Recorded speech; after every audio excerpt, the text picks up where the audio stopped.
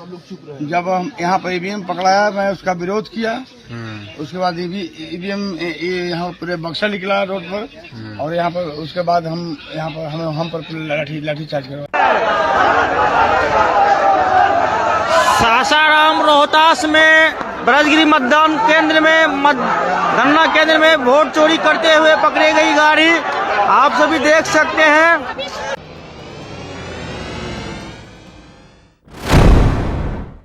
आदाब, मैं हूं मुमताज आलम रिजवी और मैं बात करूंगा बिहार के चुनाव की। चुनाव हो चुके हैं, एग्जिट पोल भी आ चुका है और अब कल इस चुनाव में जो वोट डाले गए हैं उसकी गिनती होनी है। लेकिन उससे पहले जिस तरह से जो कुछ हो रहा है वो हैरान करने वाला है। हालांकि हैरान करने वाला नहीं, इससे पहले भी कई मकामात पर इस तरह की तस्वीरें सामने आई हैं। उत्तर प्रदेश हो या दूसरे सूबे, हरियाणा में भी, और अब फिर बिहार से वो तस्वीर सामने आ रही है जो बहुत चौंकाने वाली है, जो इलेक्शन कमीशन पर सवाल खड़े कर रही है, जो मौजूदा सरकार पर सवाल खड़े कर रही है, जो लोकतंत्र के पड़ते हुए और बढ़ते हुए खतरे पर आवाज़ उठा रही।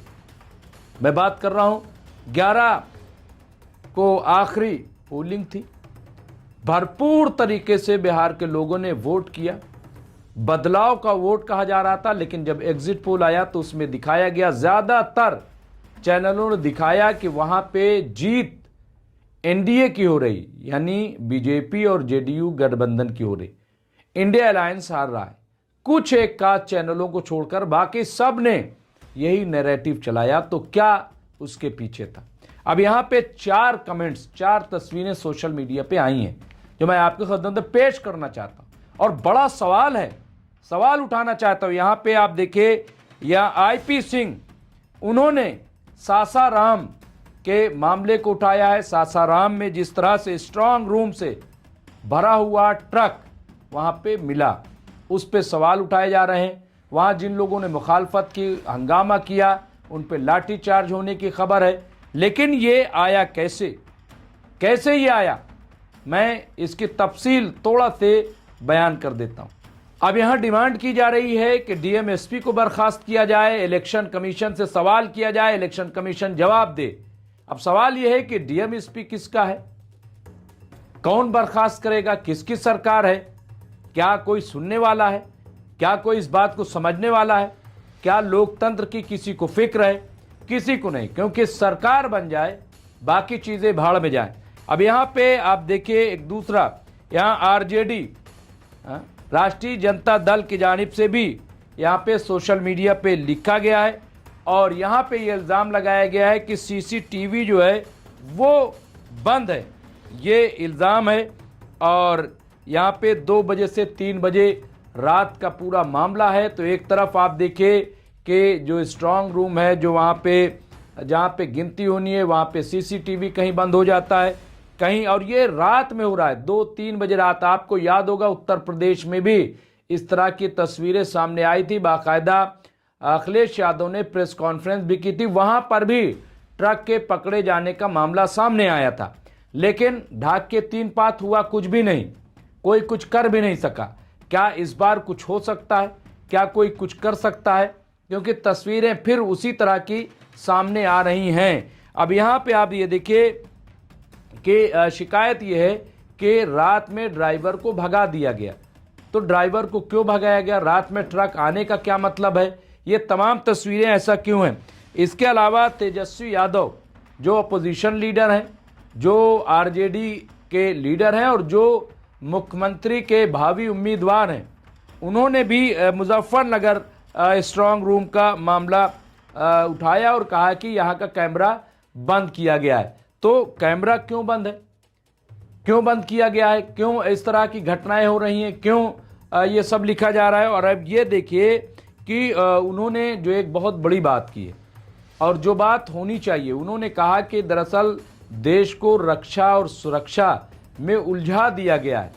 यानी उनका इशारा जो दिल्ली में कार धमाका हुआ है उसकी तरफ है गालिबन, क्योंकि उसके बाद से पूरे देश में एक ही बात चल रही है, आतंकवाद, देश की कैसे रक्षा हो, कैसे सुरक्षा हो, इसी पे पूरी डिबेट लगी पड़ी हुई है, तमाम टीवी चैनल उसे दिखा रहे हैं और इधर उनका कहना है कि इधर बिहार में वोटों की चोरी हो रही है। ये उनकी एक तरह की शिकायत है। तो इस पे कौन तवज्जो देगा? हालांकि उन्होंने वार्न किया है कि बिहार के लोग तैयार हैं, लेकिन कुछ नहीं होता। अगर कल ईवीएम खुलता है और उसमें कुछ होता है तो कोई कुछ नहीं कर पाएगा। ईवीएम से निकले हुए वोट ही सही माने जाएंगे, ना कोई अदालत कुछ कर पाएगी, ना कोई सरकार कुछ करेगी, इसमें कोई कुछ नहीं कर पाएगा।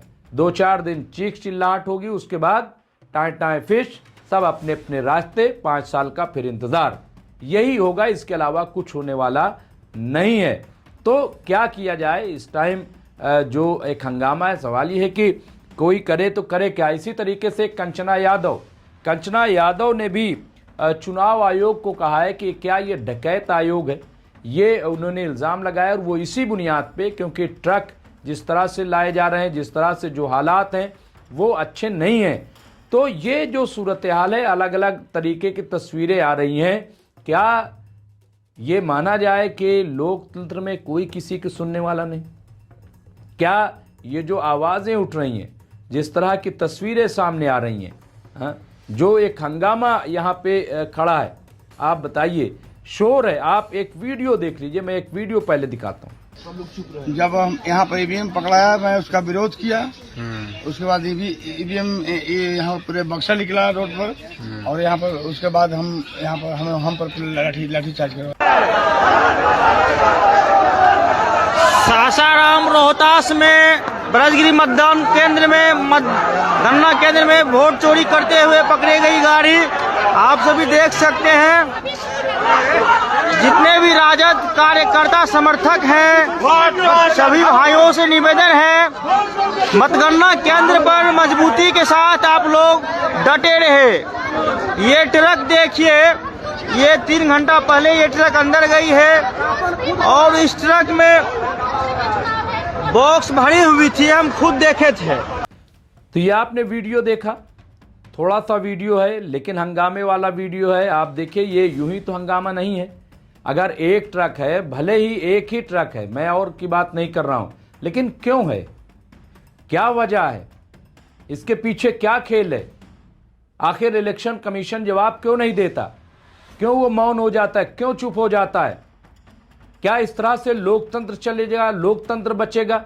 संविधान की बात करते हैं, देश की बात करते हैं, लेकिन ये देश को तोड़ने वाली बात है, देश को खंडित करने वाली बात है। यह आतंकवाद से कम बड़ी घटना नहीं है। अगर इस तरह से वहां पे ईवीएम पहुंचाए जा रहे हैं, इस तरह से स्ट्रांग रूम के साथ खेल हो रहा है, ये क्या समझ रहे हैं आप? ये भी उसी कैटेगरी में आएगा। ये लोकतंत्र के साथ गद्दारी है, देश के साथ गद्दारी है, आवाम के साथ गद्दारी है। और इस पर भी मैं समझता हूं कि अवामी सतह पर अवाम को इस पे उठ के बोलना चाहिए, उनको खड़े होना चाहिए कि आखिर ऐसा क्यों हो रहा है। हमने वोट किसी को दिया, वोट कहीं पे जाएगा। जिस वक्त चुनाव हो रहा था उस वक्त भी ये आवाज उठी थी कि जब लोग वहां पे पहुंचे तो मालूम हुआ पहले ही वोट पड़ गया। क्यों पहले वोट पड़ जाता है? क्यों उसको नहीं चेक किया जा रहा है? क्यों ये कोई छोटी बात है? अगर एक वोट, अभी मैंने देखा कि इलेक्शन कमीशन की तरफ से एक शख्स के 7 वोटर आईडी कार्ड पहुंच गए। कैसे पहुंच गए 7 वोटर आईडी कार्ड? पहुंचाने वाला कौन था? तो ये तमाम ऐसी बातें जो डाउट पैदा करती हैं, शक पैदा करती हैं, इस सब पे बोलने की जरूरत है, बात करने की जरूरत है। और हमें उम्मीद है कि इस पे बात होगी और इसमें तमाम पार्टियों को मुत्तहिद होकर के आवाज उठाना चाहिए। महाराष्ट्र की शिकायत थी, हरियाणा की शिकायत थी, इससे पहले उत्तर प्रदेश की शिकायत थी, अब बिहार की शिकायत आ गई। ऐसे में तो चुनाव के कोई मान ही नहीं होंगे। ये तो तानाशाही हो गई, डिक्टेटरशिप हो गई, चुनाव को मारना हो गया। तो इस पे गौर करने की जरूरत है और चुनाव आयोग निष्पक्ष होकर के वो इस पे आवाज उठाए, वो इस पे बोले, सफाई पेश करे।